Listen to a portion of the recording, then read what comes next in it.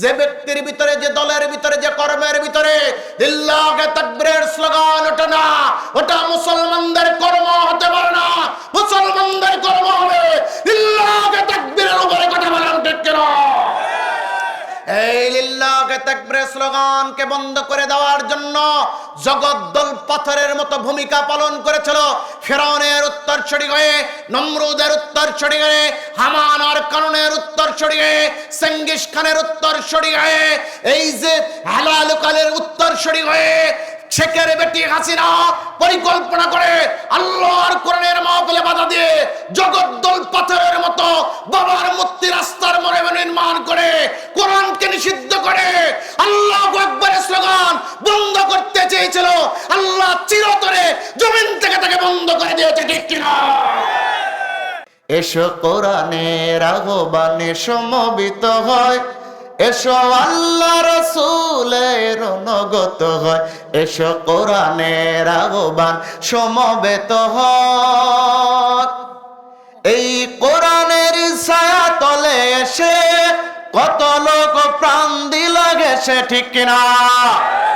এই কোরআনের ছায়া তলে এসে কত লোক প্রাণ দিল গেছে।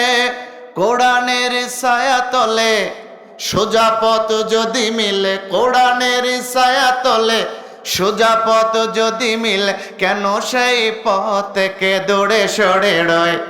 এসো কোরআনের আহ্বানে সমবেত হয়, এসো আল্লাহ রাসূলের অনুগত হয়, এসো কোরআনের আহ্বান সমবেত হয়, এসো কোরআনের আহ্বান সমবেত হয়।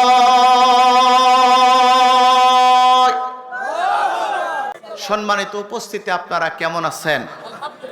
By the name of Allah, I am not political person, it is not political meeting, it is not political platform at this moment. This is the Quranic version, this is the Quranic garden of Allah. Allah is the supreme power all over the world, Allah is the honor of earth.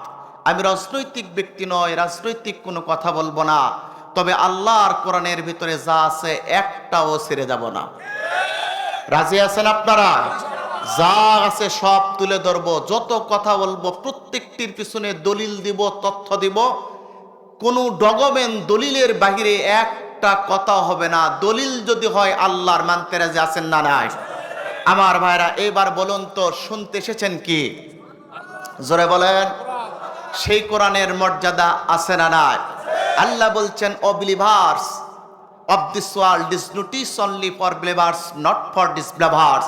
এই কোরআনের কথা মানবে তারা, এই সমাজের চির বিশ্বাসী ইমানদার যারা। আমাদের পরিচয় কি? আমাদের পরিচয় কি? ইমানদার মুসলমান। কথা বলুন ঠিক কিনা? তাহলে শুনতে এসেছি কি? কোরআনের মর্যাদা আছে না নাই? সম্মানিত ভাইরা, এই কোরআনের কেমন মর্যাদা! আল্লাহর নবীর উপরে যখন জিবরাইল কোরআনটা নাজিল করে দিচ্ছে, আল্লাহর নবী কোরআনের গুরুত্ব, মাহাত্ম্য, তাৎপর্য বুঝতে পেরে আল্লাহর নবী দ্রুত গতিতে কোরআনটা তেলাওয়াত করতেছেন। আল্লাহ রাব্বুল আলামিন আরশে আজিম থেকে দেখতে পেলেন বন্ধু কোরআনের গুরুত্ব, মাহাত্ম্য আর তাৎপর্য বুঝতে পেরে কোরআনটাকে দ্রুত গতিতে তেলাওয়াত করতেছেন। আল্লাহ এইবার ডাক দিয়ে বললেন, জিবরাইল রে, যাও রে জিবরাইল যাও। আমার বন্ধু কোরআনের মাহাত্ম্য, গুরুত্ব বুঝতে পেরে কোরআন তাকে দ্রুত তেলাওয়াত করতেছে। আমার বন্ধুকে আমার পক্ষ থেকে জানায় দাও, লা তুহাররিকি বিহি লিসানাকা লিতাআজালা বি। ও নবী, কোরআনটাকে মুখস্থ করার জন্য আপনার জিহ্বাকে আপনি দ্রুত গতিতে সঞ্চালন করবেন না, আপনি শুধু আমার জিবরাইলের সঙ্গে একবার তেলাওয়াত করুন। গোটা কোরআন আপনার সিনার ভিতরে ঢুকিয়ে দেওয়ার মালিক আমি আল্লাহ। যে কোরআনের মর্যাদা, মাহাত্ম্য, গুরুত্ব আল্লাহর নবী বুঝতে পেরে দ্রুত গতিতে আল্লাহর কোরআনটা তেলাওয়াত করতেছিলেন। আল্লাহ রাব্বুল আলামিন আয়াত নাজিল করে জানায় দিলেন, বন্ধুরে, আপনার জিহ্বাকে দ্রুত গতিতে সঞ্চালন করবেন না, আপনি শুধু জিবরাইলের সঙ্গে একবার পড়ুন। গোটা কোরআন আপনার সিনার ভিতরে ঢুকিয়ে দেওয়ার মালিক আমি আল্লাহ। সেই কোরআনের মর্যাদা আছে না না? সেই মর্যাদাপূর্ণ কোরআন আমরা শুনতে গেছি। যারা কোরআন শুনতে গেছেন সেই মর্যাদাপূর্ণ কোরআন শোনা তাদের লাভ না ক্ষতি? আল্লাহ রাব্বুল আলামিন এবার ৮ নম্বর সূরা ৯ নম্বর পারা ১৬ নম্বর পৃষ্ঠার ভিতরে আল্লাহ পাক ২ নম্বর আয়াতে জানায়া দিচ্ছেন, ওয়া ইযা তুলিয়াত আলাইহিম আয়াতুহু যাদাতুহুম ঈমানা ওয়া আলা রাব্বিহিম ইয়াতাওয়াক্কালুন। আল্লাহর কোরআন তেলাওয়াতের পরে কোন ব্যক্তি যদি আল্লাহকে খুশি করার জন্য একবার আল্লাহ বলে ডাক দেয়, বিজ্ঞান আর ডক্টর প্রমাণ করে মানুষের হাড়ের ভিতরে ৮৪ জায়গায় আল্লাহ শব্দটি খোদাই করে লিখে দেওয়া আছে। বান্দা যখন কোরআন তেলাওয়াতের পরে একবার আল্লাহ বলে ডাক দেয়, আমার আল্লাহ খুশি হয়ে ওই ব্যক্তিকে ৪ মিনিটের জন্য হাড়ের ব্যারাম থেকে নিরাপত্তা দিয়ে দেয়। শুধু তাই নয়, বান্দা যখন কোরআন তেলাওয়াতের পরে একবার আল্লাহ বলে ডাক দেয়, মিশকাতের ভিতরে হাদিস এসেছে, বাইনাস সামাওয়াতি ওয়াল আরদ, আসমান আর জমিনের ভিতরে যত শূন্য স্থান আছে ওই বান্দা আল্লাহ বলনেওয়ালা বান্দার জন্য আমার আল্লাহ খুশি হয়ে ওই শূন্য স্থানগুলোকে নিয়ে গিয়ে দ্বারা পূর্ণ করে দেয়। ১বিংশ শতাব্দীতে বিজ্ঞানীরা আকাশে সবচাইতে উজ্জ্বলতম গবেষণা হলো মহাকাশ গবেষণা। ১বিংশ শতাব্দী পর্যন্ত বিজ্ঞানীরা গবেষণা করে করে মহাকাশ পর্যন্ত যেতে পেরেছে। আর বিজ্ঞানীদের দৌরাত্ম নাই। কিন্তু আল্লাহর কোন গোলাম যখন মাটির ধুলির আসনে বসে আল্লাহকে রব মেনে নিয়ে একবার আল্লাহ বলে ডাক দেয়, ওই ডাকটা এত পাওয়ারফুল হয়, এত ওজনওয়ালা হয়, ওটা দুলগ ভোলক সারে, চন্দ্র সূর্য মারে, ৭ আসমান পারে, আমার আল্লাহর বাড়ি আর সে মোল্লা পর্যন্ত পৌঁছে যায়। বলুন তো আল্লাহ শব্দের পাওয়ার আছে না না? আল্লাহ শব্দের পাওয়ার আছে। অত বিগত সময় যখন কোরআনের মঞ্চে বসে লিল্লাহকে তাকবীরের স্লোগান দেওয়া হয়েছিল, আমাদের কণ্ঠ চেপে ধরা হয়েছিল, সেদিন থেকে আমরা সিদ্ধান্ত নিয়েছিলাম এই শক্তিকে শক্তিতে পরিণত করে এমন শক্তি সঞ্চয় করব যে শক্তির ফলে বাতিলের মসনদ আঘাত করে বাতিলের মসনদ ভেঙে চুরমার করব। ২০২৪ সালের ৫ আগস্ট বাতিলের মসনদ আঘাত করে বাতিলের মসনদ ভেঙে চুরমার করেছি। বাতিল দিল্লি পালাতে বাধ্য হয়েছে। কোরআন প্রেমীদের বলতে চায়, আর কোনদিন যেন বাতিলরা বাংলার মসনদে আসতে না পারে। কে কে রাজি আছেন তো হাত তুলে দেখায় না।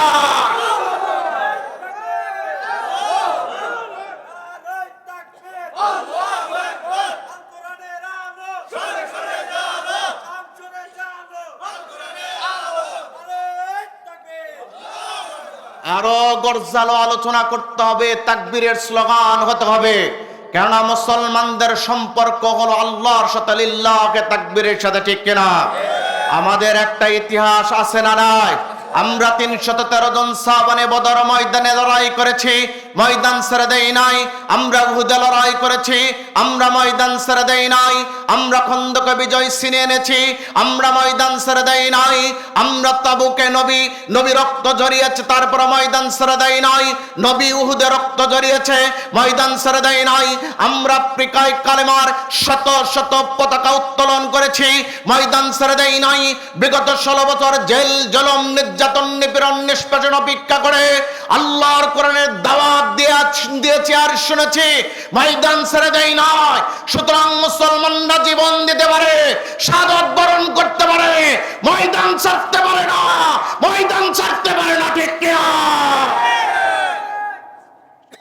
সুতরাং মুসলমানদের সম্পর্ক ইমানের সাথে, ঠিক কিনা? আমার বারা জীবন দিব, ইমান দিব। সাল্লাল্লাহু ডাকতে বলছেন, وَإِذَا تُلِيَتْ عَلَيْهِمْ آيَاتُهُ زَادَتْهُمْ إِيمَانًا وَعَلَى رَبِّهِمْ يَتَوَكَّلُونَ।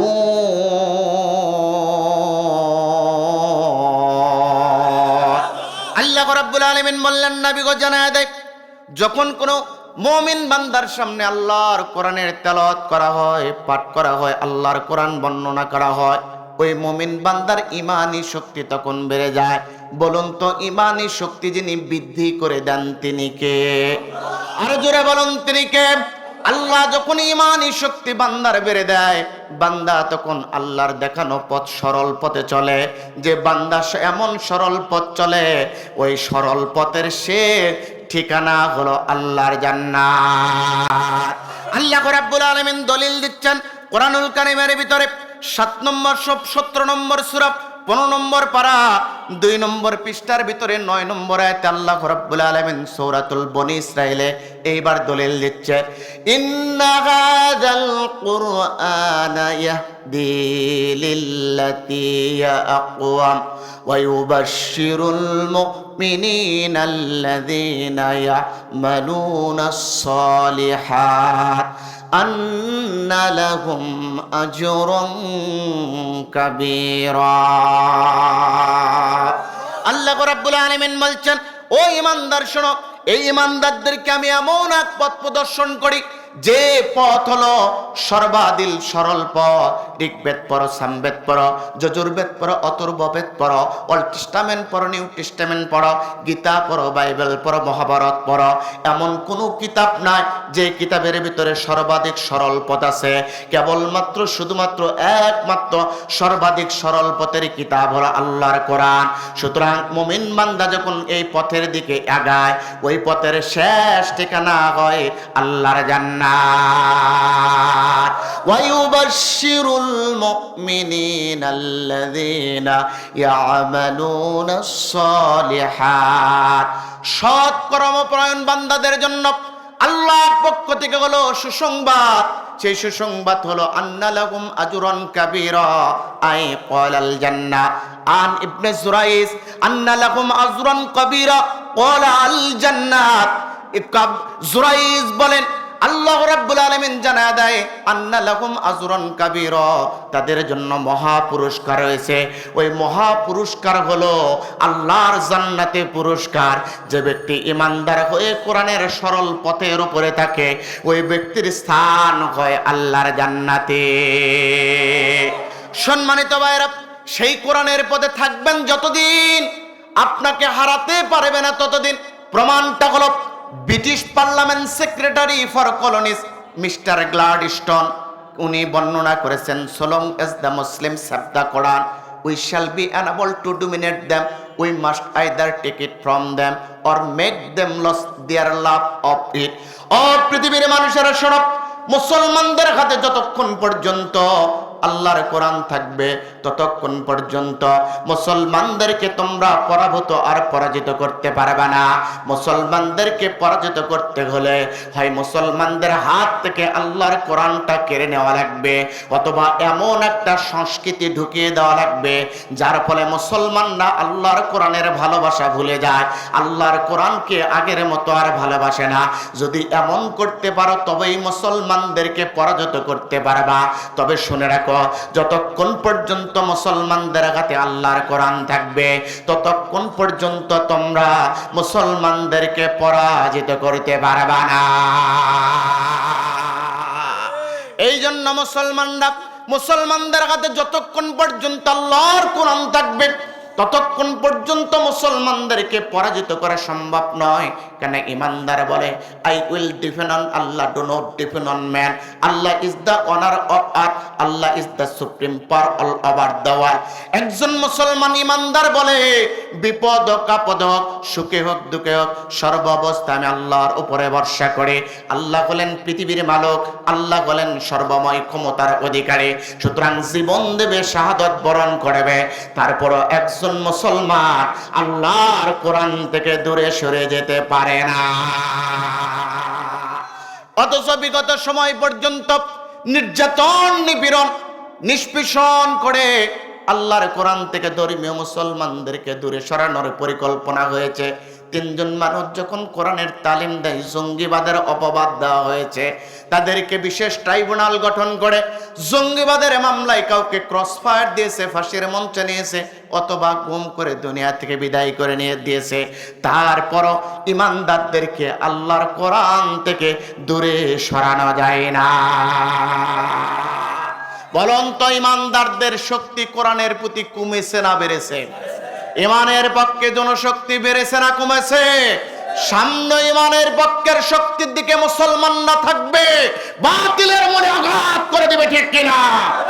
বাতিল চেষ্টা করেছিল সমলে উৎখাত করে বিশেষ ট্রাইব্যুনাল গঠন করে বিচার করবে, কি করবে, কিন্তু সম্ভব?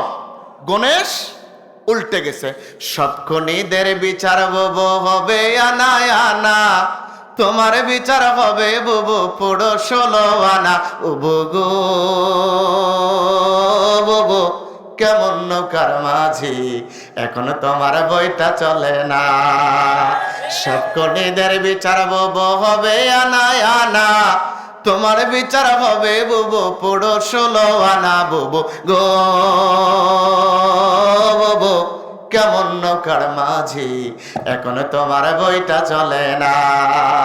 তোমার নৌকার পাল চিরেছে, তোমার নৌকার পাল চিরেছে, তুমি তো জানো না, লগি বইটা ভেঙ্গে গেছে, খবর তো রাখো না। বুবু গো বুবু কেমন নৌকার মাঝি, এখনো তোমার বইটা চলে না।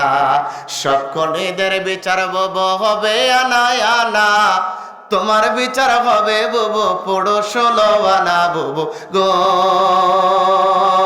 বুবু কেমন নৌকার মাঝি, এখনো তোমার বইটা চলে না, ঠিক কিনা?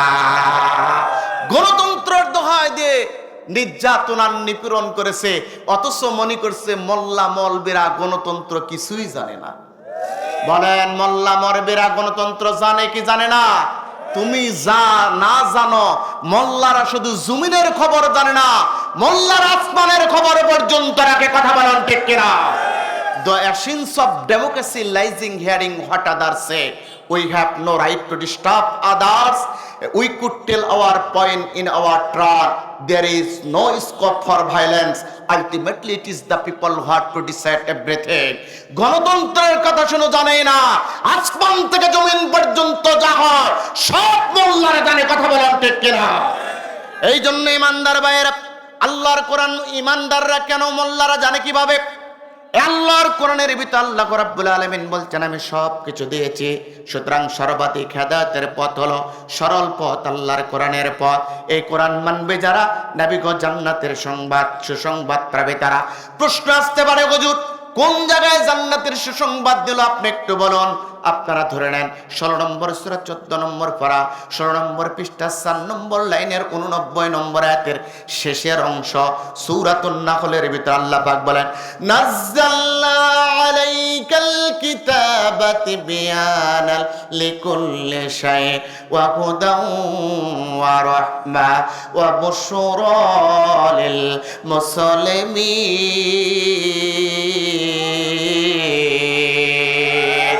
আল্লাহ রাব্বুল আলামিন বলেন, নবী গো মানব জাতিকে জানায় দাও, আমি এমন একটা কিতাব তাদেরকে দিয়েছি, ওই কিতাবের এমন কোনো কথা নাই তিবিয়ানাল লিকুল্লি শাই, যা আমি খুলে খুলে কোরআন নামক কিতাবের ভিতরে লিখে দিয়েছি। অর্থাৎ জমিন থেকে আসমানের ভিতরে যা কথা আছে, যত তথ্য আছে, যত উপাত্ত আছে, যত দিক নির্দেশনা আছে, সব দিক নির্দেশনা কোরআন নামক কিতাবের ভিতরে তিবিয়ানাল লিকুল্লি শাই আমি আল্লাহ খুলে খুলে বর্ণনা করেছি। নবী গো জানায় দাও, ওয়া হুদা ওয়া রাহমা, এই সকল নীতি মানবে যারা, আল্লাহর পক্ষ থেকে হেদায়েত আর রহমত পাবে তারা, আল্লাহর পক্ষ থেকে হেদায়েত আর রহমত পাবে যারা। নবী গো জানায় দাও, ওয়া বাশশিরিল মুমিনিন ওয়া বাশশিরিল মুসলিমিন, বাশশারা ইউবাশশিরু তাবশীরান ফাওয়া মুবাশশিরান, নবী তাদেরকে জানায় দাও আল্লাহর জান্নাতের সুসংবাদ পাবে তারা। ভাইয়া বসা লাগবে, এই দিকে আসা যাবে না, ওঠা যাবে না।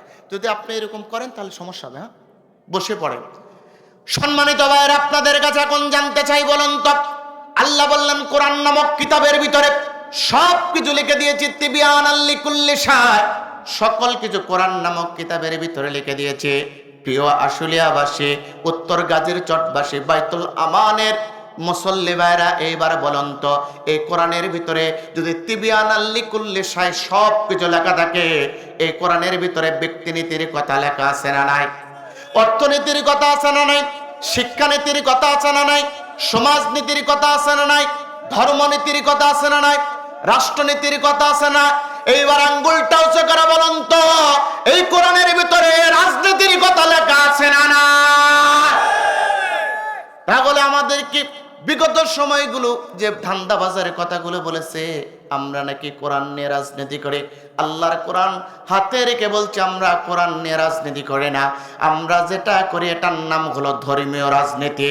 যিনি কোরআন নিয়ে রাজনীতি করেছেন তিনি হলে 1996 সালে নির্বাচনের আগে মাথায় পট্টি বেঁধে হাতে তসবিহ নিয়ে জনগণের সঙ্গে প্রতারণা করেছে। উনি বাংলাদেশে ধর্ম নিয়ে রাজনীতি করেছে। আলেমরা যেটা করেছে এটার নাম ধর্মীয় রাজনীতি, ঠিক কিনা? আল্লাহ রাব্বুল আলামিন বলছেন, ওয়া নাযালনা আলাইকাল কিতাবা তিবয়ানাল লিকুল্লি শাই ওয়া হুদাও ওয়া রাহমা ওয়া বুশরা লিল মুসলিমিন।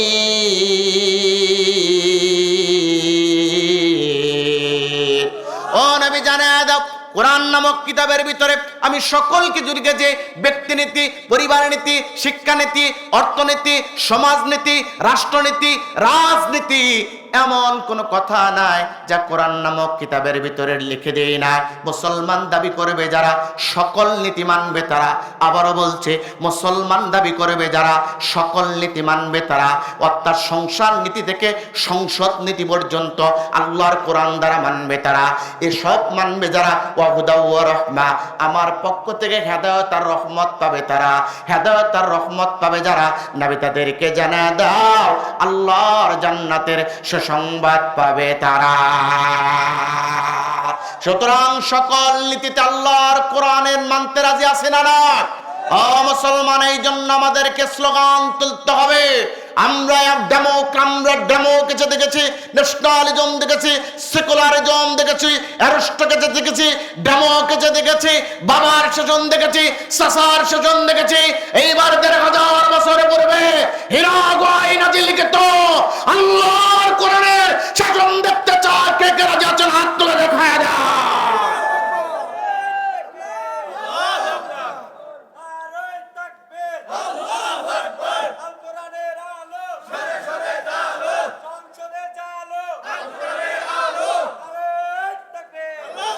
কেননা ইমানদাররা যদি একদিকে গেলে পরে, তাহলে গোটা বাংলাদেশের সংসদ থেকে সংসদ পর্যন্ত আল্লাহর কোরআন দ্বারা পরিচালনা হবে। আল্লাহর কোরআন দ্বারা যদি পরিচালনা হয়, ওই সমাজের প্রত্যেক ব্যক্তি ইহকালীন কল্যাণ আর পরকালীন মুক্তি পাবে। কথা বলেন ঠিক কিনা? এই জন্য আপনাদের মতো যুবকদের সামনে আসা লাগবে। যুবক ছাড়া সফলতা নাই।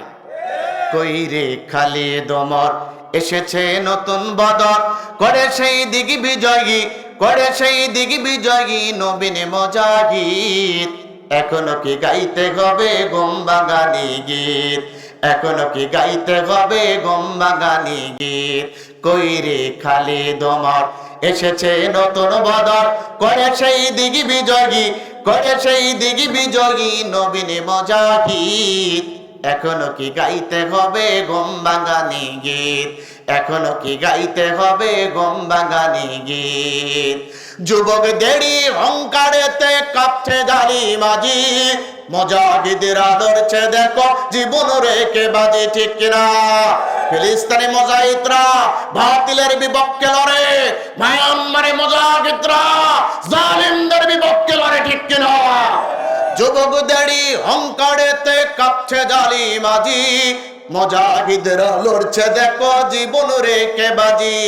মুসলমানরা বাঁচলে গাজী, মরলে যে শহীদ। এখনো কি গাইতে হবে গমবাগানি গীত, সকলে এখনো কি গাইতে হবে গমবাগানি গীত। কইরে খালিদ ওমর এসেছে নতুন বদর, করে সেই দিগি বিজয়ী, করে সেই দিগি বিজয়ী নবীন মুজাহিদ। এখনো কি গাইতে হবে ঘুম ভাঙানি গীত। নেই রে সময় মোটেও তুই আর করিস না দেরি, যেখানে পাও ওই জালিমদের পরাও পাগে বেরি, ঠিক কিনা? নেই রে সময় মোটেও তুই আর করিস না দেরি, যেখানে পাও ওই জালিমদের পরাও পাগে বেরি। এই জিগাদে দরকার এখন হাজারো খালিদ, এই জিগাদে দরকার এখন হাজারো খালিদ। এখনো কি গাইতে হবে ঘুম ভাঙানি গীত, এখনো কি গাইতে হবে ঘুম ভাঙানি গীত। যুব সমাজ জেগেছে তোকে বলি চল, তোর দিকে যে চেয়ে আছে শহীদ হাদির দল, ঠিক না? যুব সমাজ জেগেছে আজ তোকে বলি চল, তোর দিকে যে চেয়ে আছে উসমান হাদির দল। আরশ থেকে দিচ্ছে আবার জিহাদের তাগিদ, আজও কেন গাইতে হবে ঘুম ভাঙানি গীত। কইরে খালিদ ওমর এসেছে নতুন বদর, করে সেই দিক বিজয়ী, করে সেই দিক বিজয়ী নবীর মুজাহিদ। আজও কেন গাইতে হবে ঘুম ভাঙানি গীত, আজও কেন গাইতে হবে ঘুম ভাঙানি গীত। 99তম সূরা, এই সূরার ভিতরে আয়াত আছে 8টি, রুকু আছে 1টি, শব্দ আছে 36টি, বর্ণ আছে 156টি, জবর আছে 75টি, জের আছে 21টি, পেশ আছে 12টি। মাশহুর উলামায়ে কেরামদের মতে সূরাটি নাজিল হয়েছে মদিনায়। যে কাদ আল্লাহু আকবার। সূরাটির নাম কি? জুল্লাটির নাম কি? জিলজাল। জিলজাল শব্দের অর্থ হলো কাপা কাপি। তাহলে আজকের আলোচনার নাম, জোরে বলুন আলোচনার নাম, আরো জোরে আলোচনার নাম কাপা কাপি। আজকে বাতিলের মসনদ কেঁপে দিয়ে কোরআনের পক্ষে স্লোগান তোলা লাগবে, ঠিক কিনা? আপনারা যা কিছু দেখেছেন বাতিলরা সবসময় আমাদেরকে স্লোগান দিতে দেয় নাই। আল্লাহু আকবার স্লোগান তুললে বাতিলের কণ্ঠের ভিতরে, কলিজার ভিতরে কম্পন সৃষ্টি হয়েছিল, ঠিক কিনা? অথচ বাতিল জানেন আল্লাহু আকবার স্লোগানের মাধ্যমে পূর্ব গগনে সূর্যোদিত হয়, আল্লাহু আকবার স্লোগানের মাধ্যমে পশ্চিম গগনে সূর্যাস্তমিত হয়, আল্লাহু আকবার স্লোগানের মাধ্যমে নামাজ শুরু হয়, আল্লাহু আকবার স্লোগানের মাধ্যমে আযান হয়, আল্লাহু আকবার স্লোগানের মাধ্যমে ঘুম থেকে জাগ্রত হয়, আল্লাহু আকবার স্লোগানের মাধ্যমে আমরা ঘুমাতে যাই। সুতরাং মুমিন জীবনে আল্লাহু আকবার ছাড়া অন্য কোন স্লোগান থাকতে পারে না, পারে না, পারে না, ঠিক কিনা? সুতরাং এখান থেকে স্লোগান উঠবে ইনশাআল্লাহ। এবার বলুন তো সূরাটির নাম কি? আরো জোরে বলুন, নাম কি? জিলজাল বা কাপা। আরো জোরে বলেন না, কুপা শামসুল কুপা। আজকের তাফসীরের নাম হলো কাপা। আরো জোরে সকলে একবার বলুন, কাপা কাপি। এই সূরার ভিতরে আয়াত আছে 8টি, রুকু আছে 1টি, শব্দ আছে 36টি, বর্ণ আছে 156টি, জবর আছে 75টি, জের আছে 21টি, পেশ আছে 12টি। সূরাটি নাজিল হয়েছে মদিনায়। জোরে বলা যাবে কি আল্লাহু আকবার। সম্মানিত ভাইয়েরা, এই সূরাটি কেমনে নাজিল হলো? আপনারা দোয়া করেছেন। কামিল ক্লাসে একটা কিতাব পড়েছি, কিতাবটার নাম হলো লুবাবুন নুকুল ফি আসবাবিন নুজুল। আমি কামিল ক্লাসে আমি কিন্তু তাফসীর নিয়ে পড়েছি, ফিকহ এবং তাফসীর নিয়ে মাস্টার্স করেছি, কামেল করেছি, এবং পলিটিক্যাল সায়েন্সে অনার্স মাস্টার্স করেছি, এবং কিশোরগঞ্জ থেকে দাওরায়ে হাদিস পাশ করেছি। সুতরাং চেষ্টা করেছি কোরআন থেকে কিছু জ্ঞান নেওয়ার জন্য। আপনারা মনোযোগ দেন। কামেল ক্লাসে যে কিতাবটা পড়েছি, কিতাবটার নাম হলো লুবাবুন নুকুল ফি আসবাবিন নুজুল, লিখেছেন আল্লামা জালালউদ্দিন সুয়ুতী আশ-শাফি। উনি কিতাবের ভিতরে বর্ণনা করে, আমি আল্লামা জালালউদ্দিন সুয়ুতী আশ-শাফি বলছি, শোনো ও দুনিয়ার মানুষ, শুনে রাখো, শুনে রাখো। ঘুমের ঘরে নয়, তন্দ্রা অবস্থা নয়, আমি কত বড় জালালউদ্দিন সুয়ুতী, শুনে রাখো। স্বয়ং জাগ্রত অবস্থায় একবার নয়, দুইবার নয়, বরং 70 বারেরও অধিক আমার রাসূলকে দেখেছি। ওয়া সাহিবুল কাশ, এত বড় একদম দরজার ওলি আল্লামা জালালউদ্দিন সুয়ুতী লুবাবুন নুকুল ফি আসবাবিন নুজুলের ভিতরে লিখতেছেন আল্লামা মাহমুদ আলুসি তাফসিরে রুহুল মাআনির ভিতরে তামাম পৃথিবীর সর্বশ্রেষ্ঠ বড় তাফসির গ্রন্থ হলো রুহুল মাআনি, আল্লামা মাহমুদ আলুসির লেখা। এবং তাফসিরে বাইজাবির ভিতরে কাজী নাসিরউদ্দিন বাইজাবি বর্ণনা করে। এবং সবচাইতে গুরুত্বপূর্ণ সাফাওয়াতুত তাফসির আল্লামা মুহাম্মদ আস-সাবুনি সাফাওয়াতুত তাফসিরের ভিতরে বলেন এই সূরাটি কেমনে নাযিল হলো দুনিয়ার মানুষেরা শোনো। আল্লাহর নবী একদা মদিনার গিরিপথ দিয়ে যাচ্ছে। গিরিপথ বলা হয় দুই পাহাড়ের মাঝখানে যে সরু রাস্তা রয়েছে একে বলা হয় গিরিপথ। এমন একটা গিরিপথ দিয়ে আল্লাহর নবী পথ চলতেছে, নীরব নিথর নিস্তব্ধ জায়গা। হঠাৎ করে ৮-১০ জন যুবকগুলো আল্লাহর নবীকে ঘিরাও করে ধরেছে। আল্লাহর নবী পথ চলতে পারে না। ঘিরাও করার দৃশ্য, ভাইরা কান লাগান আমার দিকে, চক্ষু তুলে তাকান। ঘিরা লাগার দৃশ্যটা হলো এইরকম, একটা হাতের ভিতরে আরেকটা হাত দিয়ে মানব ব্যারিকেড তৈরি করেছে। যখন ৮-১০ জন যুবক আল্লাহর নবীকে মানব ব্যারিকেড তৈরি করেছে, আল্লাহর নবী আর পথ চলতে পারে না, সামনে অগ্রসর হতে পারে না। আল্লাহর নবী কিছুটা ভয় পেয়ে গেলেন। নীরব নিতর নিস্তব্ধ জায়গা, ৮-১০ জন তাগড়া যুবক আমাকে ঘিরাও করে ধরেছে কোনো কি ক্ষতি সম্পাদন করার জন্য। এইবার আল্লাহর নবী অবাক হয়ে গেলেন। যুবকদের সর্দার আল্লাহর নবীর মুখের দিকে তাকায় আছে। আল্লাহর নবী ডাক দিয়ে বলে ইয়া আইয়ুহাশ শাবাব মিনাল ইহুদি ওয়ান নাসারা, ও ইহুদি নাসারা যুবকগুলো বলো বলো কিছু কি বলতে চাও। এইবার যুবকদের সর্দার ডাকতে বলতেছে শোনো, আমরা জানি তুমি বলে কুরাইশ বংশের সওয়াল, আমরা জানি তুমি বলে কুরাইশ বংশের সওয়াল, কুরাইশ বংশের তুমি একটা ধর্মের দাওয়াত দাও।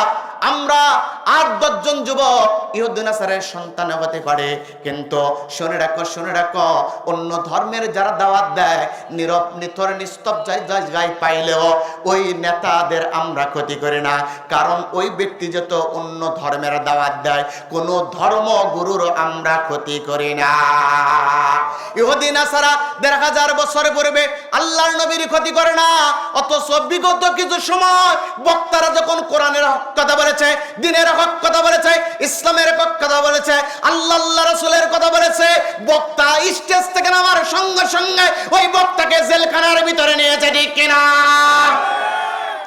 ১৫০০ বছর পূর্বে আল্লাহর নবী যখন ইহুদি নাসারাদের সামনে দাঁড়িয়ে আছে, তারা যখন মানব ব্যারিকেড তৈরি করে ডাকতে বলছে ও কুরাইশ বংশের সওয়াল, তুমি অন্য ধর্মের দাওয়াত দিতে পারো, আমরা অন্য ধর্মের লোক হতে পারি, এক ধর্মের লোক আরেক ধর্মের নেতার কোনো ক্ষতি করব? আরো জোরে বলুন, ক্ষতি করব? আল্লাহর নবীকে যখন বলেছে, আল্লাহর নবী স্থির হয়ে গেছে।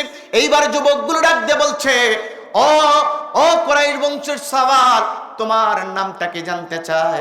আল্লাহর নবী নম্রতা, ভদ্রতা, শালীনতা দিয়ে আল্লাহর নবীর প্রকাশ পেয়েছে। আল্লাহর নবী তৎক্ষণাৎ বলেছে আমার নাম মুহাম্মদ ইবনে আব্দুল্লাহ ইবনে আব্দুল মুত্তালিব। সঙ্গে সঙ্গে ইহুদি যুবকদের মুখের উপরে হাসি পড়ে গেছে। আরে আমরা জানতাম ব্যক্তিটা নবী, কিন্তু নিজেকে নবী পরিচয় দিল না, নম্রতা, ভদ্রতা, শালীনতার পরিচয় দিল।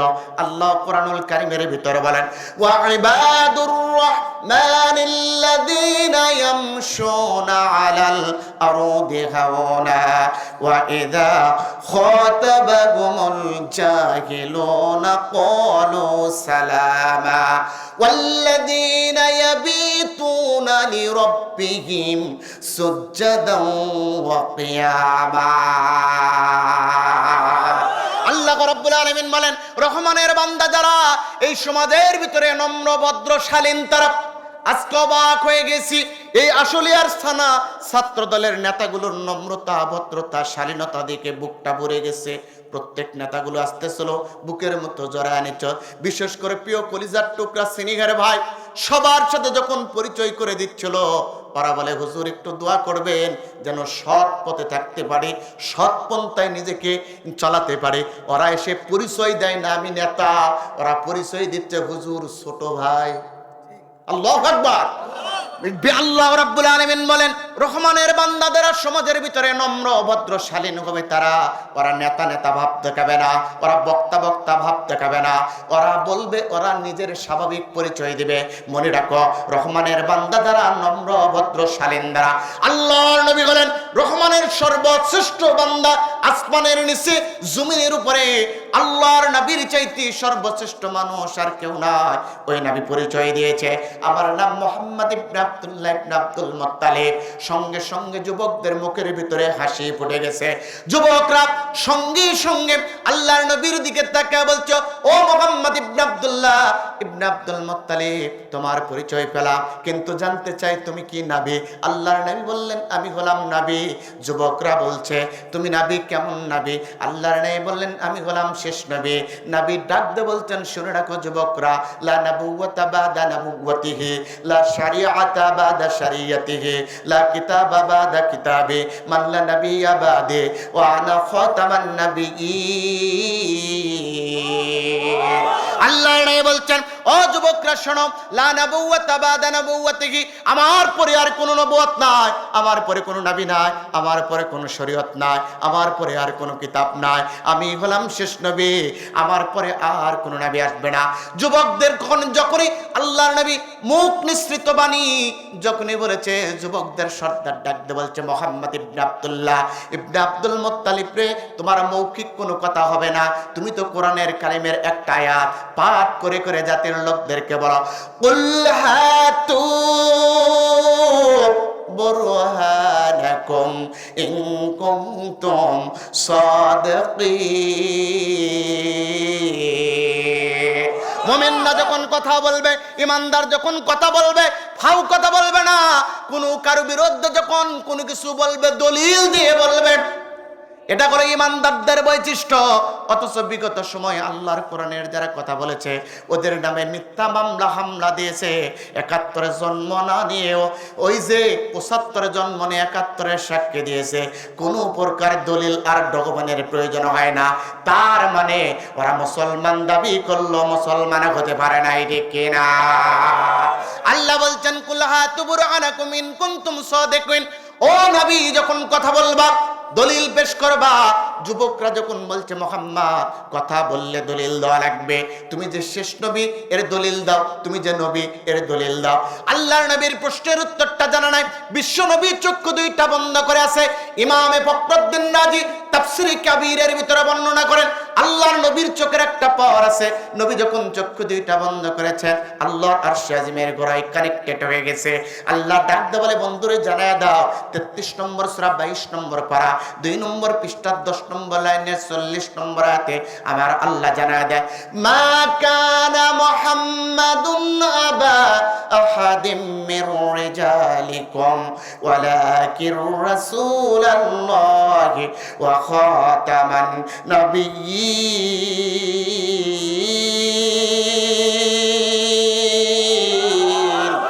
আল্লাহর নবীর বায়াত নাযিল হয়ে গেছে। বন্ধু চক্ষু দুইটা বন্ধ করে আছে। জিবরাইল ডাক দেয়, ইয়া রাসূলুল্লাহ, ইয়া হাবিবাল্লাহ। ওরা প্রশ্ন করেছে, আপনি শেষ নবী নাকি? নবী জানায়া দেন, ওয়া খাতামান নাবিয়্যিন, আপনিই হলেন শেষ নবী, মাল্লা নাবিয়্যা বাদে, আপনার পরে আর কোনো নবী আসবে না। আল্লাহর নবী যখনই বলেছে, আমি হলাম শেষ নবী, আমার পরে আর কোনো নবী আসবে না, বিশ্ব নবী এই কথা যখনই বলেছে, যুবকদের ভিতর থেকে একজন বলছে, মুহাম্মদ তুমি যদি শেষ নবী হও, তাহলে শুনে রাখো, তোমার সম্পর্কে আমি কিতাবের ভিতরে বলেছিলাম, যা দেবী সর্বভূতে অং নমস্ত সেই নম নম অল্লং জ্যেষ্ঠং পরমং ব্রাহ্মণ আল্লাহ রাসূল মুহাম্মদ রকম বারস্য বোকাল্লবাক এত স্পেন্নেন সাজ্জাচ্ছেন সমন্বিত মুহাম্মদ ইতিখ্যাত শিষ্য শাখা সমর্ণিত আসর সংহারণে আল্লাহ আল্লাহ ইল্লাল্লাতে ইল্লাল্লাহ। ও মুহাম্মদ, তোমার সম্পর্কে বলেছিলাম তুমি হলে শেষ নবী, তোমার পরে আর কোনো নবী নাই। তোমার সম্পর্কে তোমার উপরে একটা কিতাব নাযিল হয়েছে, ওই কিতাবটা নাকি হীরা গুহা থেকে এসেছে। ওই কিতাব মানবে যারা চির স্বর্গে আল্লাহর জান্নাতে যাবে তারা, যাদের সর্বভৌতিক যারা বানামানে মুসলমানে সম্য বিবর্ত্রী সম সম্য বিবন নম সম কৃষ্ণ নম দমন নম সম ওম শান্তি ওম শান্তি ওম শান্তি ওম। অর্জুন দ্বিবক গীতা মহাভারতের 225 পৃষ্ঠা। যুবকদের ভিতরে নিজেরাই বলা বলি করতেছে, মুহাম্মাদের উপরে একটা, এটাই যদি শেষ নবী হয়, মুহাম্মাদের উপরে একটা কিতাব রয়েছে, যে কিতাবটা মানলে চির স্বর্গের জান্নাতে যাওয়া যাবে। ওই কিতাবটা মানা লাগবে। যুবকরা যখন নিজেরাই বলতেছে, এইবার আল্লাহর নবী ডাক দিয়ে বলছে, ইয়া আইয়ুহাশ শাবাব মিনাল ইহুদি ওয়ান নাসারা, ও ইহুদি নাসারা যুবকগুলো, মা সুআলুকুম, তোমরা মূল প্রশ্ন কি করতে চাও বলো। এইবার যুবকদের ডাক দিয়ে বলছে, ও মুহাম্মদ, তোমাকে একটা প্রশ্ন করব, প্রশ্নের উত্তর যদি যথার্থ হয়, অ্যাপ্রোপ্রিয়েট হয়, সঠিক হয়, মনমত হয়, মুহাম্মদ রে কথা দাও। ও মুহাম্মদ, কথা দিলাম, তোমার হাতে হাত রেখে তাওহীদের কমিও কালেমা পড়ে মুসলমান হয়ে ঘরে ফিরে যাব। জোরে বল একবার আল্লাহু আকবার। আল্লাহর নবী যখন বলছে, আইয়ুহাশ শাবাব মিনাল ইহুদি ওয়ান নাসারা মা সুআলুকুম, ও যুবকগুলো তোমাদের প্রশ্ন কি? যুবকরা আবার ডাকতে বলছে, মুহাম্মদ ইবনে আব্দুল্লাহ ইবনে আব্দুল মুত্তালিব, শোনো, তোমাকে এমন একটা প্রশ্ন করব, প্রশ্নটা বড় জটিল, প্রশ্নটা বড় কঠিন, কিন্তু প্রশ্নের উত্তর দিতে পারবে সে আখরে পয়গম্বর বলে দাবি করবে যে যার পিতার নাম হবে আব্দুল্লাহ, মাতার নাম হবে আমেনা, আর দাদার নাম হবে আব্দুল মুত্তালিব, বংশ হবে কুরাইশ বংশে, ওটাই হবে শেষ নবী, আমাদের উত্তর দিতে পারবে। শেষ নবী ছাড়া আমাদের প্রশ্নের উত্তর কেউ দিতে পারবে না। তবে মুহাম্মদ, শুনে রাখো, প্রশ্নের উত্তর যদি তোমার কাছে যথার্থ হয়, অ্যাপ্রোপ্রিয়েট হয়, মনমত হয়, যথার্থ মনে হয়, আমাদের কাছে মানানসই হয়, কথা দিলাম, আবার বলছি, তোমার হাতে হাত রেখে তাওহীদের অমিয় কালেমা পড়ে মুসলমান হয়ে ঘরে ফিরে যাব। আল্লাহ বলছেন, যুবক বলো বলো বলো, কি প্রশ্ন করতে চাও? এইবার যুবকরা বলছে, মুহাম্মদ শোনো, মাতা তাকুমুস সাগা ওয়া কাইফা, ও মুহাম্মদ বলো, কিয়ামত কখন কিয়ামত হবে, কিভাবে কিয়ামত হবে, এই প্রশ্নের উত্তর যদি দিতে পারো, তোমার হাতে হাত রেখে মুসলমান হয়ে যাব। আল্লাহর নবীর প্রশ্নের উত্তরটা জানা নাই, ইমামে ফখরুদ্দীন রাজি বলেন, আল্লাহর নবীর যেহেতু প্রশ্নের উত্তরটা জানা নাই, বিশ্ব নবী দুইটা চক্ষু বন্ধ করে দিয়েছে, আল্লাহর নবীর দুইটা চক্ষুর কানেক্টেড আল্লাহর আরশ আজিমের গোড়ায় হয়ে গেছে। নবী যখন চক্ষু বন্ধ করতেন, আরশ আজিমের গোড়ায় কানেক্টেড হয়ে যেত। আমাদের দেশেও কিছু ব্যক্তি নবীর উত্তরসূরি দাবি করে, পীর দাবি করে, ওরা চক্ষু বন্ধ করে নাকি খানে কাবাতে কুকুর দৌড়ানি দেয়। আছে না? আছে না? ওরা স্লোগান তোলে, পানির ভিতরে বাতি জ্বলে, পানির ভিতরে বাতি জ্বলে, ঝড় বাতাসে নিবে না, আমার আব্বার মরির গলে নামাজ রোজা লাগে না। অথচ রাসূল বলতেন, আউয়ালু মা ইউহাসাবু বিহিল আবদু ইয়াউমাল কিয়ামাতি আস-সালাহ, সর্বপ্রথম যেটার বিচার হবে সেটা হলো নামাজ। কোন নেতা যদি বলে নামাজ লাগবে না, ওটা ভণ্ড। বক্তা বললে নামাজ লাগবে না, ওটা ভণ্ড। ব্যক্তি বললে নামাজ লাগবে না, ওটা ভণ্ড ব্যক্তি ছাড়া আর কেউ নাই, ঠিক কিনা? ওই পীর সাহেবেরা চক্ষু দুইটা বন্ধ করে খানে কাবা দেখে। কি দেখে? আরো জোরে বলেন, কি দেখে? খানে কাবা দেখে।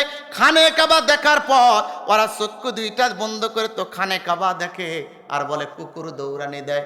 খানে কাবার কুকুর দৌড়ানি দেওয়ার জন্য নাকি এখান থেকে ওদের মুজিজা কাজ করে। নাউজুবিল্লাহ বলবেন না? জোরে বল আস্তাগফিরুল্লাহ। ওরা মারা যাওয়ার পর আবার মাজার করে, খাজার নামে মাজার গড়ে, খাজার নামে মাজার গড়ে, দেখায় যারা খাজার সার, দিনে করে বন্ডামি আর রাত্রে মারে গাজাই টান, দিনে করে বন্ডামি আর রাত্রে মারে গাজাই টান, এমন মানুষ আছে না? না, খাজার নামে মাজার করে, খাজার নামে মাজার করে, দেখায় যারা খাজার সার, দিনে করে বন্ডামি আর রাত্রে মারে গাজাই টান, দিনে করে বন্ডামি আর রাত্রে মারে গাজাই টান। দাড়ি টুপি নাই, কোথাকার আছে শুধু সুর, সুন্নাতের খবর লয় না ওরা আশিকে রাসূল। দাড়ি টুপি নাই, কোথাকার আছে শুধু চুল, সুন্নাতের খবর লয় না তারা আশিকে রাসূল। মাজারে সারা বেলা চলে শুধু নারীর মেলা, মাজারে সারা বেলা চলে শুধু মদের মেলা, আমল সব ধ্বংস হবে, থাকবে না তোদের ইমান, দিনে করে বন্ডামি আর রাত্রে মারে গাজাই টান, দিনে করে বন্ডামি আর রাত্রে মারে গাজাই টান, এমন মানুষ আছে না? না, দাড়ি টুপি নাই, কোথাকার পর্দার খবর নাই, মুরিদেরা সেজদা করে ভণ্ড পীরের পায়। আছে না? নাই? আছে। মানে আমি দেখলাম চট্টগ্রামের জাহাঙ্গীর নামক একটা বক্তা আছে, সোশ্যাল মিডিয়া জানেন, ও রাত্রে বেলা রাত 2টার পর তাফসীর মাহফিল করে যাওয়ার পর কবরে সেজদা দিচ্ছে। কয়, ও আব্বা, ও আব্বা, এই ছেলেরা নামা করতে যাবে, পরীক্ষা দিতে যাবে, এই আব্বা এদেরকে একটু দোয়া করে দাও, দোয়া করে দাও। আস্তাগফিরুল্লাহ বলবেন না, নাউজুবিল্লাহ বলবেন না। এরা ভণ্ড পীরের পায়ে সিজদা দেয়, এই মানুষ আছে না না? দাড়ি টুপি নাই, কথা ঘর পর্দার খবর না, মুরিদেরা সিজদা করে ভণ্ড পীরের পায়। ভণ্ড বাবার মুরিদ যারা তারা হবে সর্বহারা, ভণ্ড বাবার মুরিদ যারা তারা হবে সর্বহারা। আমল সব ধ্বংস হবে, থাকবে না তাদের ঈমান। দিনে করে বন্ডামি গা, রাত্রে মারে গাজায় টান। দিনে করে বন্ডামি গা, রাত্রে মারে গাজায় টান। এমন মানুষ আছে না না? ইমামে ফখরুদ্দীন রাজি বলে, অথচ আল্লাহর নবী হলো ব্যতিক্রম। আল্লাহর নবী হলো দুইটা চক্ষু বন্ধ করলে চক্ষু দুইটার কানেক্টেড আল্লাহর আরশ আজিমের গোড়ায় হয়ে যায়। ইমামে ফখরুদ্দীন রাজি বলে, ৮-১০ যুবক গুলো যখন আল্লাহর নবীকে প্রশ্ন করেছে, দুইটা চক্ষু বন্ধ করে দিয়েছে, আরশ আজিমের গোড়ায় কানেক্টেড হয়ে গেছে। সঙ্গে সঙ্গে আল্লাহ ডাক দেয়, ও জিব্রাইল যাও রে, জিব্রাইল যাও যাও, আমার বন্ধুকে বিপদে ফেলানোর জন্য। ওই ৮-১০ যুবক প্রশ্ন করেছে, মাতা তাকুমুস সাআ ওয়া কাইফা, কখন কিভাবে কিয়ামত হবে? আমার বন্ধুর তো উত্তর জানা নাই। বন্ধু মস্তকটা অবনত করে আছে। ও জিব্রাইল যাও রে বোন, জিব্রাইল যাও যাও, তামাম পৃথিবী সৃষ্টির ৫০,০০০ বছর পূর্বে আমি আল্লাহ পরিকল্পনা গ্রহণ করেছিলাম। আমি জানি তামাম পৃথিবীতে এমন একটা দৃশ্যের অবতারণা হবে, এমন একটা নাটক মঞ্চস্থ হবে। এই জন্য তামাম পৃথিবী সৃষ্টির ৫০,০০০ বছর পূর্বে লাউহে মাহফুজের কলম দ্বারা বাইতুল ইজ্জা নামক স্থানে একটা সূরা লিখেছিলাম। সূরাটির নাম হলো সূরাতুল জিলজাল।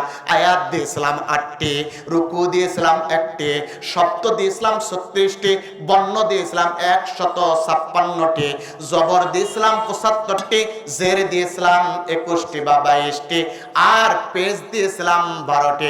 যাও রে জিব্রাইল যাও, তামাম পৃথিবী সৃষ্টির ৫০,০০০ বছর পূর্বে লাউহে মাহফুজের কলম দ্বারা বাইতুল ইজ্জা নামক স্থান থেকে সূরাতুল জিলজালের ৮টি আয়াত আমার বন্ধুর উপরে মেসেজ আকারে সেন্ড করে দাও, যাতে আমার বন্ধু কাফের মুশরিকদের ইহুদি নাসাদের প্রশ্নের উত্তর দিতে পারে।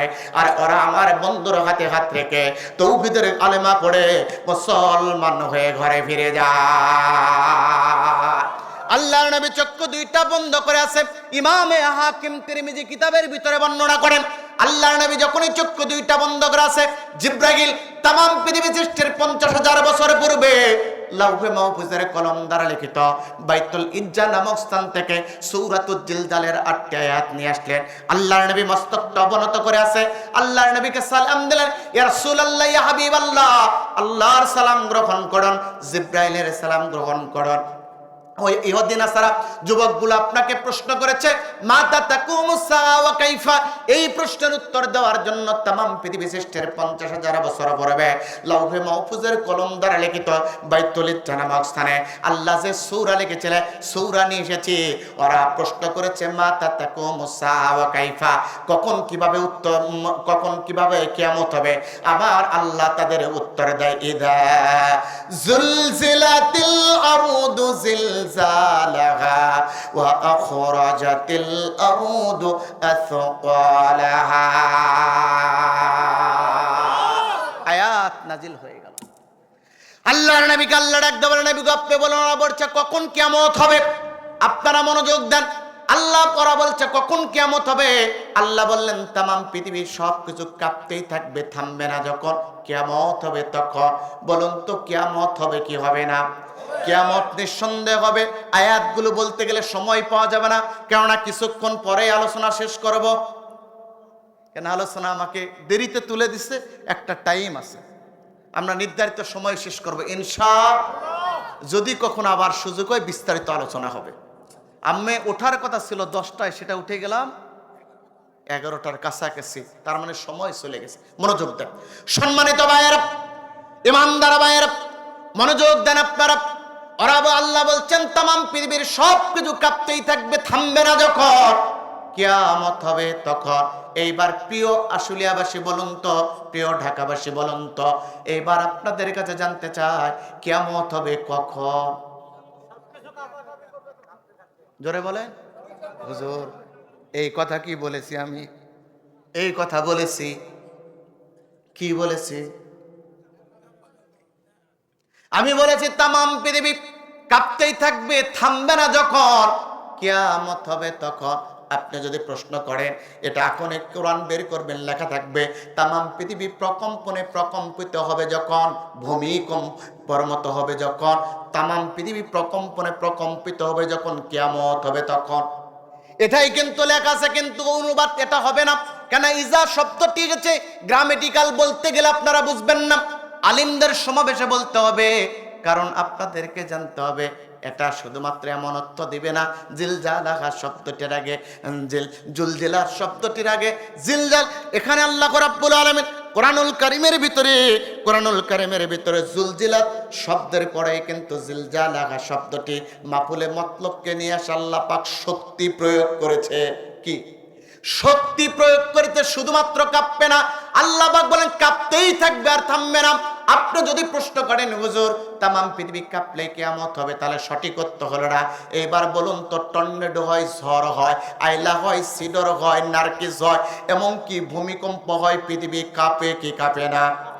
আপনি যদি অর্থ করেন তামাম পৃথিবী কাঁপলেই কিয়ামত হবে, তাহলে ইহুদি নাসারারা প্রশ্ন করবে ঝড় হয়, টর্নেডো হয়, ভূমিকম্প হয়, পৃথিবী কাঁপে, কিয়ামত হয় না, তার মানে কোরআনের কথা সত্য না মিথ্যা? কোরআনের কথা সত্য নয়, মিথ্যা কথা। এরা ইহুদিরা প্রশ্ন তুলবে, আপনি উত্তর কি দিবেন? অথচ আল্লাহ পাক বলছেন জালিকাল কিতাব লা রাইবা ফি হুদাল লিল মুত্তাকিন, দ্যাট হাইরেন book of Quran whereof there is no place of doubt in, there is guidance to the good fearing. আবার আল্লাহ বলছেন এমন একটা কিতাব যে কিতাবের ভিতরে কোনো সন্দেহ নাই, there is guidance to the good fearing. এই কিতাব মানবে যারা, গাইডলাইন মানবে যারা, হেদায়েত পাবে তারা। এই কিতাবের ভিতরে কোনো সন্দেহ নাই, ডাউট নাই, সংশয় সন্দেহ কিছু নাই। তার মানে আল্লাহ বললেন সন্দেহ নাই, আপনি অনুবাদ করতে গিয়ে সন্দেহের ভিতরে ফেলে দিলেন, ঠিক কিনা? অথচ যখন প্রশ্ন করবে উত্তর দিতে পারবেন না। এই জন্য আপনি গ্রামেটিক্যাল জানা দরকার। মুফাসসির হতে গেলে ভাইরাল হওয়া লাগবে না, কোরআনের মুফাসসির হতে গেলে একটু গ্রামেটিক্যাল জানা দরকার, তাফসীর জানা দরকার। তাফসীর করতে গেলে 17টা বিষয়ের ইলম দরকার, জ্ঞান দরকার। ভাইরালদের নিয়ে আসেন, কোরআন পরে 6 বার ভুল আছে না? না, কি বলে, নিজে চোখে দেখা এগুলো। এই জন্য কোরআনওয়ালাদেরকে নিয়ে আসবেন, মনোযোগ দেন, গুরুত্বপূর্ণ। যতই আগাবে কলিজা খুলে যাবে, তাফসীর কাকে বুঝতে সহজ হবে। সম্মানিত ভাইয়েরা, ইমানদার ভাইয়েরা, এই যে আল্লাহ রাব্বুল আলামিন বললেন তামাম পৃথিবী কাঁপতেই থাকবে, থামবে না যখন, কিয়ামত দেবে তখন কে? এইবার বলুন তো, কিয়ামত হবে কখন? না, আবার হয় নাই, এটা মুখস্থ করে নিয়ে যা লাগবে। এটা ক্লাস হচ্ছে, আপনি কোনোদিন কামেল ক্লাসে, মাস্টার্স ক্লাসে বসেন নাই। রাসূল বলছেন কোরআনের দর্সে বসলে ওটা মাস্টার্স ক্লাসের মর্যাদা দেওয়া হয়। আল্লাহু আকবার। তালবেল ইলমের মর্যাদা আপনারা পাচ্ছেন মাস্টার্স ক্লাসের, তার মানে শিক্ষা নিয়ে যাওয়া লাগবে। আমি বলেছি তামাম পৃথিবী কাঁপতেই থাকবে, থামবে না যখন, কিয়ামত হবে তখন। আবারও বলছি, আমি বলেছি তামাম পৃথিবী কাঁপতেই থাকবে, থামবে না। আবার বলছি থামবে না যখন, কিয়ামত হবে তখন। আপনি যদি বলেন তামাম পৃথিবী কাঁপবে যখন, কিয়ামত হবে তখন, ভুল অর্থ হবে। এই জন্য অর্থ হলো তামাম পৃথিবী কাঁপতে থাকবে যখন, থামবে না যখন, কিয়ামত হবে তখন। কেমন কাঁপবে যখন? আল্লাহ বলছেন ওয়া আখরাজাতিল আরদু আথকালাহা, প্রথম স্তর সপ্তম স্তরের ভিতরে যাবে, সপ্তম স্তর প্রথম স্তরের ভিতরে আসবে, এমন কাঁপবে।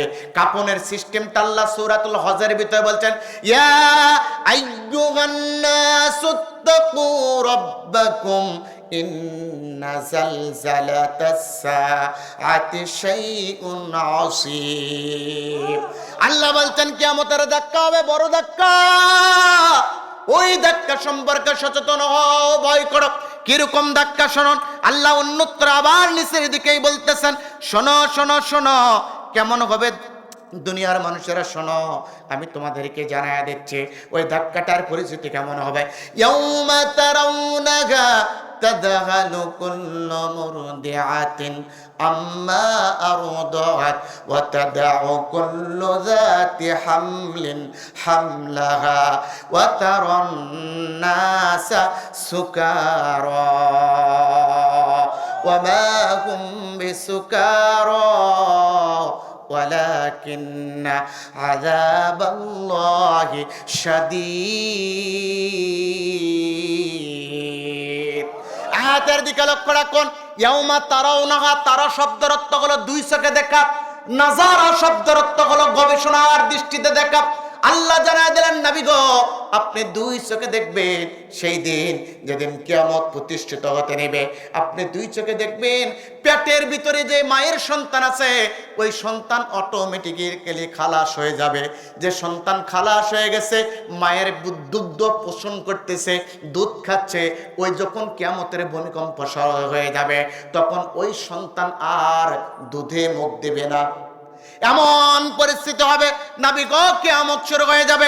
ইসরাফিল কাল্লা ফুঁক দিতে বলবেন, সিংহায় যখন বুঝবে প্রথম স্তর সপ্তম স্তরে যাবে, সপ্তম স্তর প্রথম স্তরের ভিতরে আসবে। ইমানদার ভাইয়েরা মনোযোগ রাখুন। এরপরে এর ভিতরে হীরা জহরত মণি মুক্তা সোনা দানা সব কিছু বের করে দিবে। বের করে দিয়ে মানুষগুলো অবাক হবে, অবাক হবে। কেননা 13 লক্ষ গুণ বড় পৃথিবী থেকে 13 লক্ষ গুণ বড় হলো সূর্য। 13 লক্ষ গুণ বড় সূর্য তাম পৃথিবীর উপরে ভেঙে পড়বে। তাম পৃথিবীর উপরে যখন ভেঙে পড়বে, মানুষ তো বাঁচার কোনো আশাই নাই। যখন প্রথম স্তর সপ্তম স্তরে যাবে, সপ্তম স্তরে প্রথম স্তরে আসবে, তখন বিস্ময় ভরা চোখে ওয়াকালাল ইনসানু মা লাহা, মানুষগুলো বলবে, সংশয়বাদী নৈরাজ্যবাদী কাফেররা বলবে, জমিনের কি হলো, জমিন কেন আজকে সবকিছু বের করে দেয়। মনোযোগ আছে? আমি শব্দটা বলেছি আল ইনসান, ওয়াকালাল ইনসানু মা লাহা, অর্থাৎ মানুষেরা বলবে জমিনের কি হলো।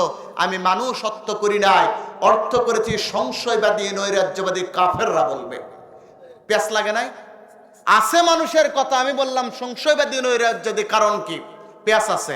এখন তাফসীরের এটাই হলো গুণ, পেঁচ খুলে দিচ্ছেন। ওই যে হাদিস বলেছিলাম, আল্লাহর নবী বলছেন লা তাকুমুস সাআতু হাত্তা লা ইউকালা ফিল আরদি আল্লাহ আল্লাহ, ওয়া ফি রাওয়ায়াতিন লা তাকুমুস সাআতু আলা আহাদিন ইয়াকুলু আল্লাহ আল্লাহ।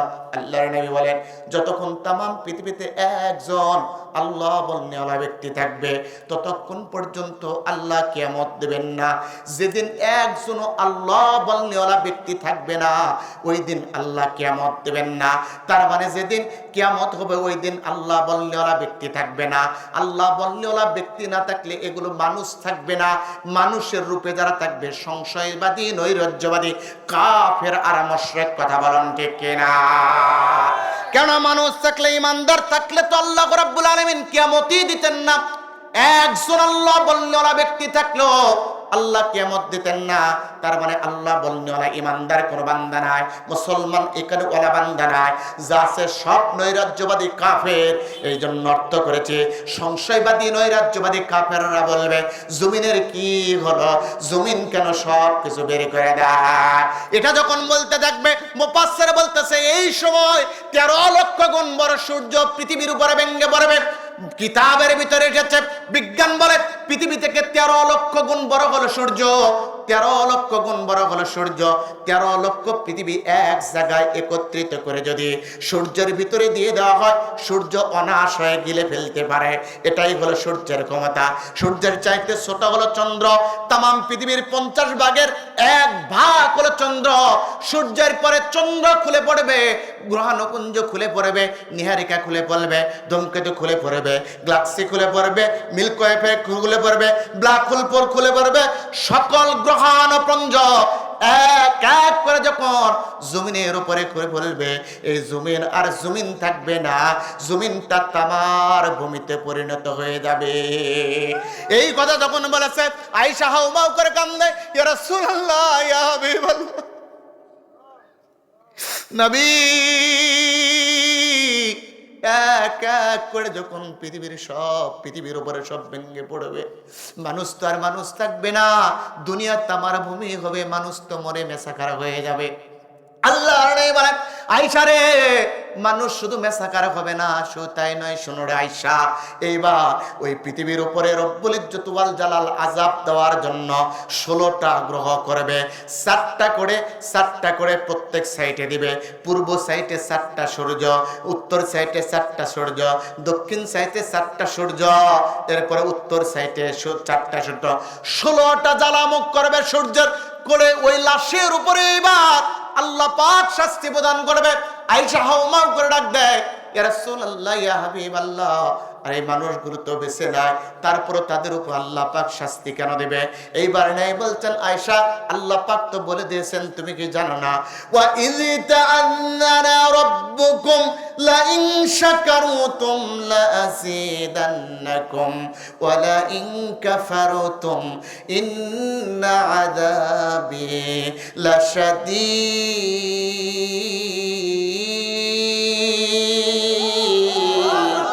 ও আয়েশা, শোনো শোনো, রব তো সতর্ক করে দিয়েছিল, যদি তোমরা আল্লাহর শুকরিয়া আদায় করো আল্লাহ পাক তোমাদের নিয়ামত বাড়ায় দিবে, আর যদি কুফরি করো আল্লাহ পাক শাস্তিতে পতিত করে দিবে। এরা তো আল্লাহর নিয়ামত পাওয়ার পর নাশকরি করেছে, আল্লাহ নাম পর্যন্ত ডাক দেয় নাই, এই জন্য এরা মারা গেছে। এই জন্য রব্বুল ইজ্জত ওয়াল জালাল শাস্তি স্বরূপ এই 16টা গ্রহ দিয়ে 40,000 বছর পর্যন্ত তাপ দেবে। যখন তাপ দিতে থাকবে সব কিছু গলে সারকার হয়ে যাবে। আল্লাহ নেই বলায় শোনো, 40,000 বছর পর্যন্ত তাপ দেওয়ার পর এইবার আল্লাহ রাব্বুল আলামিন এই জমিনের পচিত গলিত রক্ত মাংস হাড্ডি গোস্ত জমিন থেকে বের করে দেওয়ার জন্য 40,000 বছর পর্যন্ত বৃষ্টি নাজিল করবে। এইবার প্রিয় আশুলিয়াবাসী, জুবান দে বলুন তো, বৃষ্টি যিনি দেন তিনি কে? আরো জোরে বলা লাগবে, বৃষ্টি যিনি দেন তিনি কে?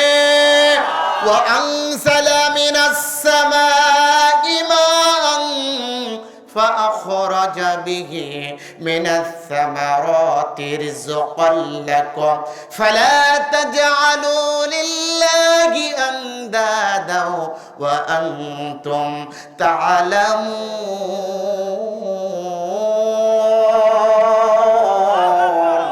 আল্লাহ রাব্বুল আলামিন বলে, পৃথিবীর শোনো, পৃথিবীতে যখন বৃষ্টি দেওয়ার প্রয়োজন হয় আমি রব্বুল ইজ্জত ওয়াল জালাল বৃষ্টি দান করে দেয়। আল্লাহ পাক এবার 40,000 বছর পর্যন্ত বৃষ্টি দিবে। সব দুনিয়ার ভিতরে থেকে রক্ত গোস্ত সবকিছু পরিষ্কার হয়ে যাবে। তাম পৃথিবী যখন পরিষ্কার হয়ে যাবে আল্লাহ ডাক দেবে, ইসরাফিল এবার সিংহায় ফু দাও। ইসরাফিল আবার সিংহায় যখন ফু দিবে তখন দেখবেন মানুষের বডি স্ট্রাকচার তৈরি হবে। কি তৈরি হবে? বডি স্ট্রাকচার তৈরি হবে। বডি স্ট্রাকচার কেন? এই বডি স্ট্রাকচার মানুষের বড় নিয়ামত। এই নিয়ামত যিনি দিয়েছেন তিনি কে? আয়েশা ডেকে বলেছো, নবী বডি স্ট্রাকচার কেমন নিয়ামত? আল্লাহ পাক কি নিয়ামত দিয়েছেন? আয়েশা বলে, আল্লাহর নবী ডাক দেওয়া, আরে শোনো কি নিয়ামত দিয়েছে শোনো। মানুষের সর্ব উত্তম নিয়ামত হলো 2টা চোখ, আর এই দুইটা চোখ দ্বারা তামাম পৃথিবী দেখার জন্য 570 মেগাপিক্সেল আমার আল্লাহ পাক ক্যামেরা ফিট করেছেন। 1 পিক্সেল সমান 1 মেগাপিক্সেল সমান 10 লক্ষ পিক্সেল। এইরকম 570 মেগাপিক্সেল আল্লাহ পাক চোখের ভিতরে ক্যামেরা রেখেছে। ওই চোখের ভিতরে ক্যামেরা দিয়ে ওই ক্যামেরাকে ভালোভাবে টাইট করে ধরার জন্য 26 কোটি তার এই চোখের ভিতরে লাগায়া মেয়েদের মুষ্টির চুলের মতো পিছনের ভিতরে পিছনের দিকে আল্লাহ পাক লটকা রেখেছেন। এই জন্য যখন ফুটবল খেলাতে যান চোখ যখন সামনে দিয়ে আপনি হেড মারেন কিছুই হয় না, কিন্তু ওই হেড যদি পিছনে লাগে দেখবেন চোখ দিয়ে মনে হয় জোনায় পোকা বের হয়ে যায়। ঠিক কিনা? সামনে দিয়ে বড় আছে না, যখনই পিছনে লাগে ঘুরে ঘুরে ঘুরে ঘুরে ঘুরে, তার মানে চোখ দ্বীপ জোনাই পোকা দেখে 26 কোটি তার মেয়েদের মুষ্টির চুলের মতো আল্লাহ পাক পাকায়া পিছনের দিকে খোপা করে রেখেছেন। এইবার চোখের নিচে আসে নাক, আছে না নাই? নাক দিয়ে মানুষ নিঃশ্বাস গ্রহণ করে। আপনি চিন্তা করলেন একটা দিনে কয় কেজি অক্সিজেন গ্রহণ করেন? কয় কেজি? একটা মানুষ 1 মিনিটে 3 লিটার অক্সিজেন গ্রহণ করে। 3 লিটার 24 ঘন্টায় 8640 লিটার অক্সিজেন গ্রহণ করে, কিন্তু একটা মানুষের শরীরে 8040 লিটার 640 লিটার অক্সিজেনের প্রয়োজন হয় না।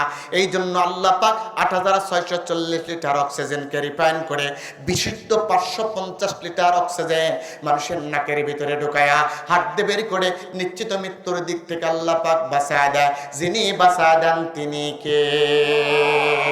এরপরে আসেন মানুষের শরীরের ভিতরে রক্ত আছে না নাই? একজন সুস্থ সবল মানুষের শরীরের ভিতরে রক্ত যেটা আছে সেটা হলো 5 থেকে 6 লিটার রক্ত। 5 থেকে 6 লিটার রক্ত শরীরের ভিতরে পরিচালনা করার জন্য আল্লাহ পাক যে তার দিয়েছে, যে রগ দিয়েছে, বিজ্ঞান আর ডক্টর প্রমাণ করে ওই রগের লম্বাটা 1, 2, 3, 4 কিলোমিটার নয়, বরং ওই রক্ত পরিচালনা করার জন্য যে রগ দিয়েছে ওই রগের লম্বাটা হলো 97,000 কিলোমিটার। ভাই দোয়া করবা কোন আর কয়েক মিনিট চলবে, একটু দেখি তো কিভাবে চলবে। তাকবীরে আলোচনা তো ঢুকতেছে, দেখেন খেয়াল করেন। নারায়ে তাকবীর, নারায়ে তাকবীর। আলহামদুলিল্লাহ। শেষ করব? আচ্ছা বসেন বসেন বসেন বসেন, এই ভাই শেষ করবো না, বসেন। আচ্ছা আসেন, আপনারা মনোযোগ দেন, আপনাদের কিছু খোরাক দিচ্ছে কয়েক মিনিট। আর এখন ওনারা বুঝতে পারছেন দূরে শেষ করবে। হ্যাঁ আমি শেষ করব, কেননা 12টার পর আলোচনা আর চালাবো না। সম্মানিত ভাইয়েরা, এই যে তাহলে একটু রোগ পেলেন, কানের দিকে তাকান। এইবার মানুষের শরীরের ভিতরে রক্ত পরিচালনা করার জন্য রগের লম্বাটা হলো 97,000 কিলোমিটার। এইবার মানুষের ভিতরে একটা গুরুত্বপূর্ণ অর্গান আছে, তার নাম হলো হার্ট। এই হার্ট পরিচালনা করার জন্য মানুষের শরীরের ভিতরে যে আল্লাহ পাক রগ দিয়েছে, এই রগের লম্বাটা হলো 33,000 কিলোমিটার। ওই আমার এই বসেন ভাই, আল্লাহ আলোচনা করবো না দেখে শোনা দৌড়াদৌড়ি করতেছেন, এটা কেমন হলো? আমি মুসাফির, মোনাজাত নিয়ে যান। আমি যদি আরো 1 ঘন্টা আলোচনা করলেন শুনলেন নি তো, তাহলে বলাই দোষ হলো নাকি? মনোযোগ দেন, আপনাদের একটা জায়গায় নিয়ে যে ছেড়ে দিই। সম্মানিত ভাইয়েরা, এইবার মানুষ যখন বডি স্ট্রাকচার নিয়ে চল উঠবে, প্রত্যেকের শরীরের ভিতর রুহু এসে যাবে। ইমাম ফখরুদ্দিন রাজি বলেন, রুহু যখন এসে যাবে ওই মানুষের একটা মানুষের শরীরের ভিতরে কাপড় থাকবে না, প্রত্যেক মানুষ হবে অলঙ্গ। তবে 2 ব্যক্তির পরনে কাপড় থাকবে, একজন হলো জাতির পিতা ইব্রাহিম আর আরেকজন হলো রুহানি পিতা মুহাম্মদ রাসূলুল্লাহ। এইবার আসলে আবাসী বলেন তো জাতির পিতার নাম কি? আরো জোরে বলেন, জাতির পিতার নাম কি? মুসলমানদের জাতির পিতা হলো ইব্রাহিম, আর নাস্তিকদের জাতির পিতা হলো ভিন্ন, ঠিক কিনা? কেন আল্লাহ বলেন মিল্লাতা আবিকুম ইব্রাহিম ওয়া সাম্মাকুমুল মুসলিমিন। মুসলমানদের জাতির পিতা ইব্রাহিম। আল্লাহ নবী বললেন 2 ব্যক্তির পরনে কাপড় থাকবে, ইব্রাহিম আর রুহানি পিতা মুহাম্মাদের, আর সকলেই থাকবে অলঙ্গ। এই কথা শোনার পর আয়েশা দুচোখের পানি ছেড়ে দিছি, ইয়া রাসূলুল্লাহ, ইয়া হাবিবাল্লাহ, 6 বছর বয়সে আপনার ঘরে আসলাম, 8 বছর বয়সে আপনার সংসার ধরলাম, কখনো বিপর্দা হলাম না, দুনিয়ার কোনো মানুষ আমাকে দেখলো না, অথচ কিয়ামতের ময়দানে মুসিবতের এই কালে নাকি ন্যাংটা হতে হবে।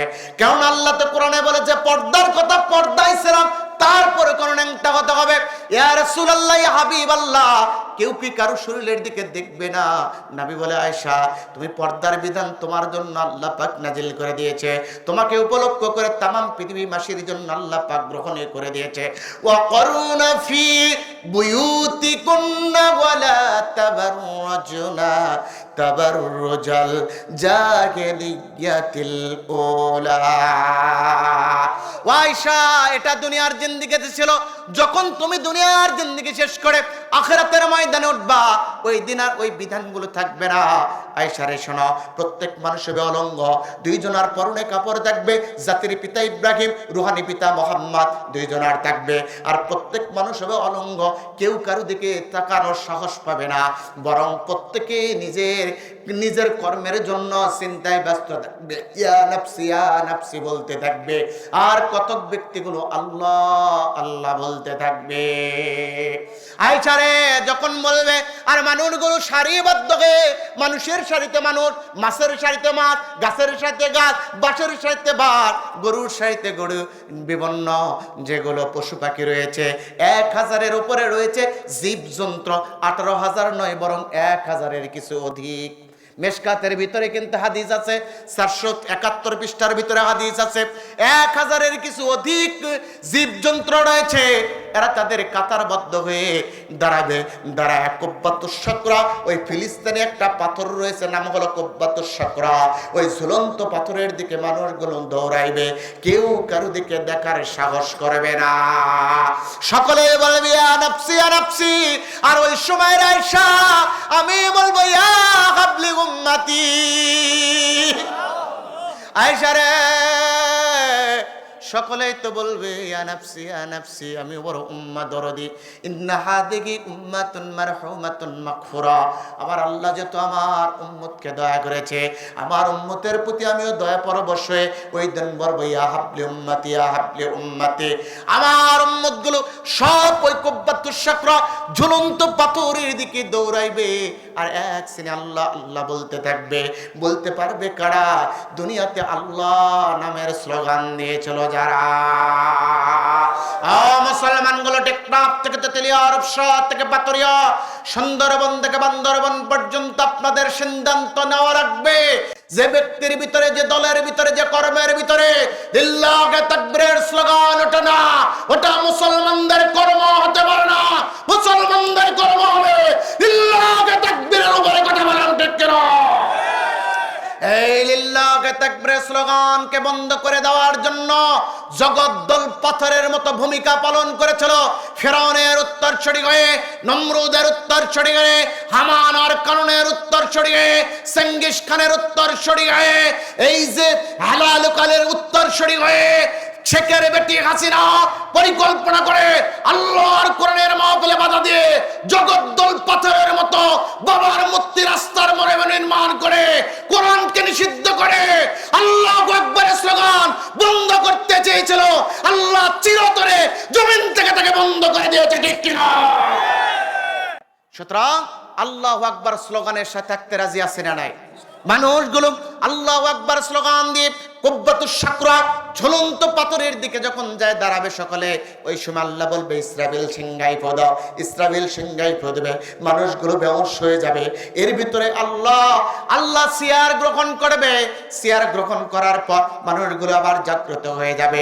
ওই সময় দল করবে চারটা। কয়টা? আরো জোরে কয়টা? এক নাম্বার দলের নাম আওয়ামী লীগ, দুই নাম্বার দলের নাম বিএনপি, তিন নাম্বার দলের নাম জামাত, আর চার নাম্বার দলের নাম হলো জাতীয় পার্টি, ঠিক কিনা? ঠিক বলে। এই পোশাকগুলোর দাম আছে। দল করবে চারটে। এক নাম্বার দল হলো হিসাব হবে, হিসাব বড় সহজ, হিসাব বিনি হিসাবে জান্নাতি। দুই নাম্বার দল হলো বিনি হিসাবে জাহান্নামী। তিন নাম্বার দল হলো হিসাব হবে, হিসাব বড় সহজ। চার নাম্বার দল